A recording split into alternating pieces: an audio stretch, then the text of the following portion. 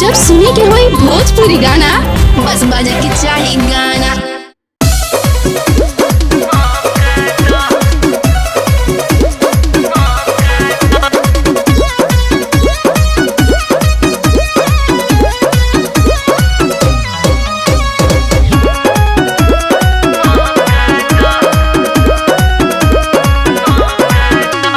बेरी बेरी फोनवा भतार करे जाए न जाना अब हमके घर। ए जान अब जाए दी।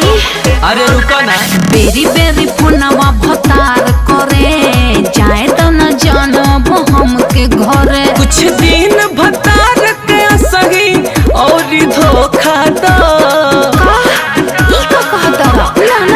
कुछ दिन भतार के सही और धोखा दो। ए जान भावना के समझाओ यारवो के मौका दो। कुछ दिन भतार के सही और धोखा दो। यारवो के मौका दो। अरे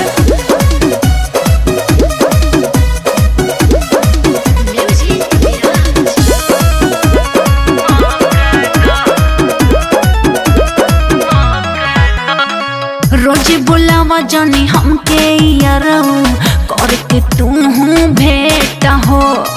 जाए त तू अब हमरा के घरे नहीं त हो जाए लेट हो।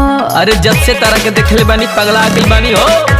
दिल देखला के बाद नहीं मानिए जान काहे तोड़ा तारू दिल के अरमान। मिले आइल बारू तोहफा कुछ अनोखा दो। मिले आइल बारू तोहफा कुछ अनोखा दो। दे दो ना यारवो के मौका दो। कुछ दिन भतार के सही और धोखा दो। यारवो के मौका दो।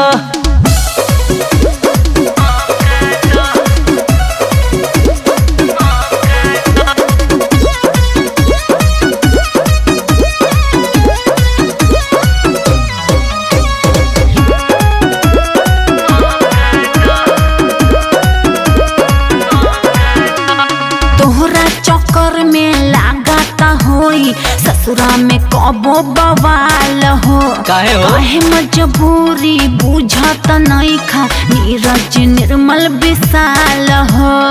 ओहो बड़ी बदमाश बड़ा हो। बाटे पियावा से पहले यार के हक गोलू गुलजार के नहीं होई हो शौक। दाल भात से मन नहीं भारी चटनी चोखा दो। ए जान दाल भात से मन नहीं भारी चटनी चोखा दो। यारवो के मौका दो।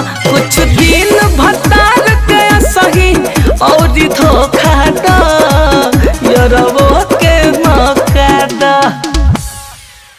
कुछ दिन भतार के सही और धोखा दो।